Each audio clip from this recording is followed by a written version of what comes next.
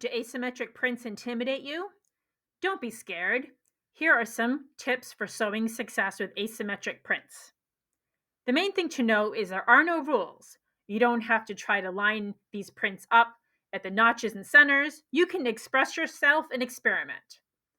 If you have a random overall print like these poppies, don't try too hard to match them.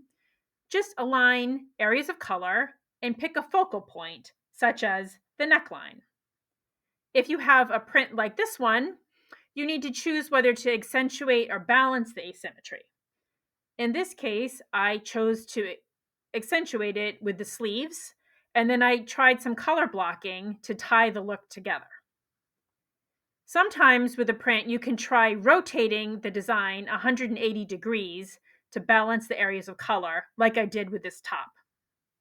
And if you have a really large asymmetric print, go bold. You really want to match the spirit of the print with the spirit of the garment.